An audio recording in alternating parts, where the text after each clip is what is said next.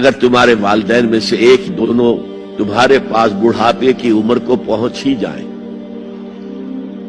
انہیں کبھی اف تک نہ کہنا، دل نہ توڑنا ان کا، چھاتی چوڑی کر کے بات نہ کرنا، ان سے کندھے جھکا کر بات کرنا، ادب سے گفتگو کرنا۔ قل لہما قولا کریما واخفض لہما جناح الذل من الرحمہ، اپنے کندھوں کو جھکا کر رکھنا، اور پھر کہنا، اللہ سے دعا کرنا، رب ارحمہما کما ربیانی صغیرا، پروردگار میرے ان والدین پر رحم فرمائیو جیسے کہ انہوں نے مجھے پالا تھا جبکہ میں چھوٹا سا تھا۔ تو خاندان کے نظام کو مستحکم کرنے کے لیے 3 ڈائمنشنز ہیں، جیسے ایک کمرہ ہے، چوڑائی ہے، لمبائی ہے، اونچائی ہے۔ پہلے تو شوہر اور بیوی کے درمیان bond of love,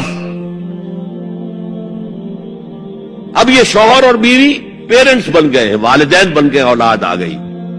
second dimension add ہو گئی، ادب، عزت،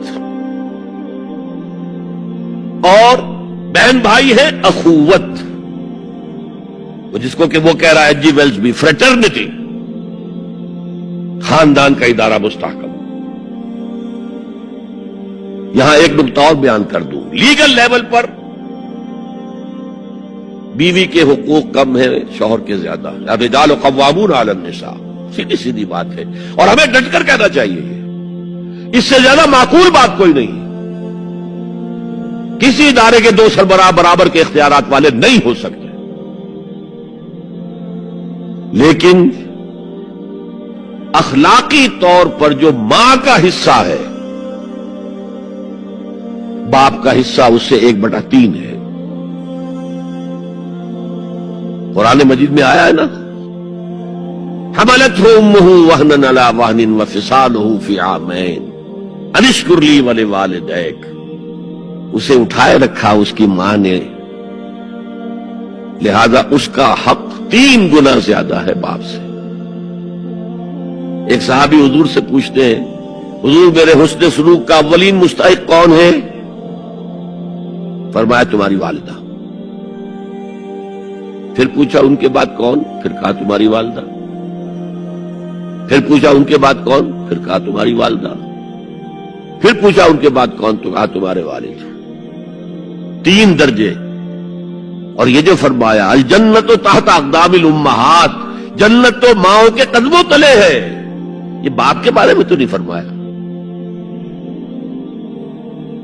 یہ ہے ایکویشن، بیلنس۔ اسلام قسط کی بات کرتا ہے، انصاف کی بات نہیں کرتا۔ انصاف تو یہ کہ آدھی روٹی ادھر دے دو، آدھی ادھر دے دو، انصاف ہے، یہ اچھی چیز ہے۔ قسط یہ ہے کہ بوجھ اٹھانا ہے تو جو زیادہ قوی ہے اس کو زیادہ بوجھ دو اٹھائے، اور جو کمزور ہے اسے کم بوجھ دو، یہ قسط ہے۔ اسلام نے عورتوں پر ذمہ داریاں کم رکھی، ان کے اختیارات کم رکھے، لیکن اولاد پر حق ماں کا 3 درجے فائق رکھا۔